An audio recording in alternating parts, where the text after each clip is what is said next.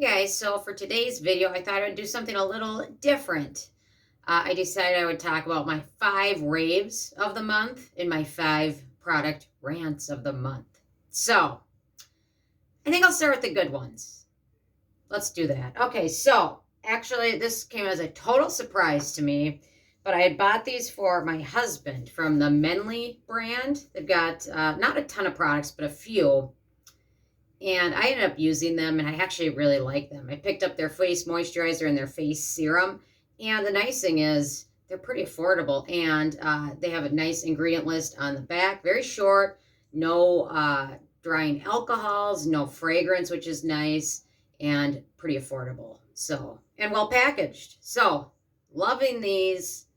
I'm so glad my husband decided to leave them. So, okay, so Aveeno recently came out with a few new products, and their Calm and Restore Oat Serum, I'm loving. And their Itch Relief Balm is also really nice. This balm, I've been using this on the back of my hands a little bit, now that it's starting to get drier out, and I really like it. It doesn't contain any cortisone. It does contain pramoxine, which is a kind of an itch calming ingredient, but it doesn't have any like cortisone or anything like that. And the fact that what I really like about this is that it's kind of a balm, but it's not a balm that sets to like a really shiny finish. It's kind of more of like a balmy cream serum almost. And it doesn't leave, it's occlusive, but it's not super occlusive. Like Vaseline sets like a really slippery, shiny finish. This doesn't. So I'm thinking for my winter walks, this is going to be my go-to for my face to cover it up. So loving that stuff. Aveeno, they've really done a good job. They also came out with a little moisturizer, which I have to pick up now because I've been so impressed with their other products. Okay, so Peach Slices, their Snail Rescue Mask. It's got a unique gel texture to it, which I wasn't expecting, but I actually really liked it. I couldn't imagine using this as a sleeping mask, but you put it on your skin, leave it on for 10 or 15 minutes, and then either tissue it off or rinse it off, and it really is nice. And let me see if I can show you the texture to it. It's like a gel, super thick texture. So it's actually very unique, but I actually really like it. And if I'm remembering, it didn't have any fragrance in it. So, and lots of good stuff. And also affordable. Okay, the Keep Cool Soothe Bamboo Sun Essence. Love this stuff. I did a review on this one, so I won't talk too much about it, but I love this sunscreen. It is amazing. And then one more product I'm going to review ASAP is the Peach and Lily Glass Skin Mist.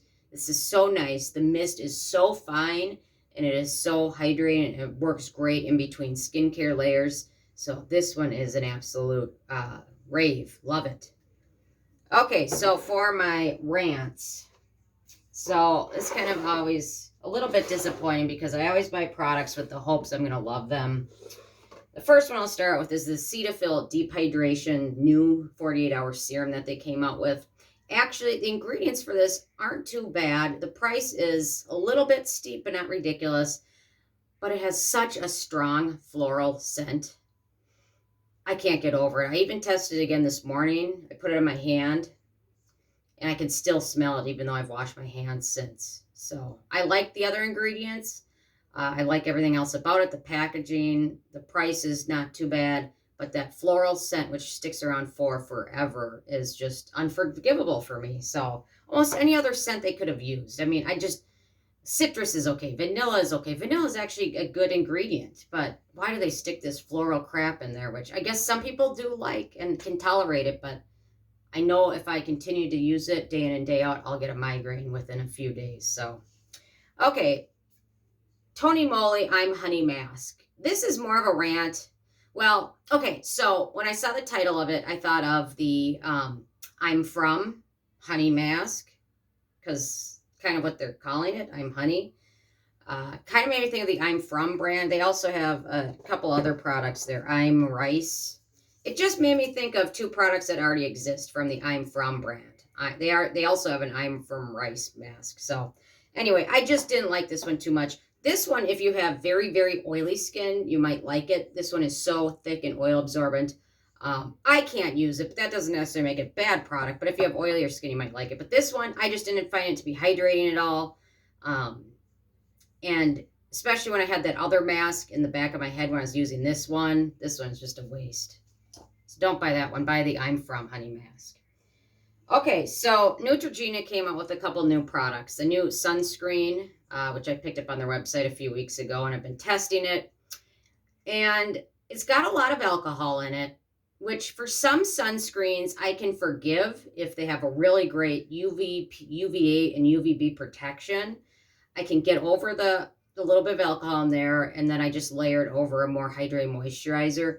But this one has a lot of alcohol, and in my opinion, the ingredients for the UV protection aren't very impressive. And you know what? It's not really Neutrogena's fault because they're making this in the U.S. The U.S. hasn't approved any new sun filters in like 40 years. An act of Congress can't even get them to make new or allow new filters. So get that. That's crazy. So it's not necessarily their fault, but you could have made it without as much alcohol, and it would still have been a subpar UV protection. But if I'm going to go out of my way and use something that has alcohol in it, a lot of alcohol, it better be really amazing in every other fact of the product. And this one just isn't. So nothing wrong with it. It applies nicely. But if I'm going to use something with that much alcohol, I'm going to use the La Roche-Posay Shaka fluid. You know what I mean? Which actually has amazing UVA and UVB protection. So, okay. Next rant, L'Oreal Revitalift Retinol Serum. This is their new one that came out recently. I think I got about a month ago. I've been testing it out. And this one I just have the same issues with.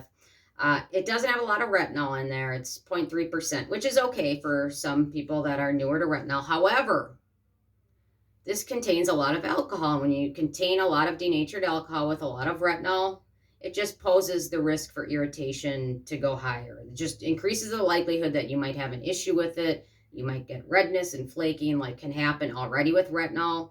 Then when you include a lot of alcohol in it.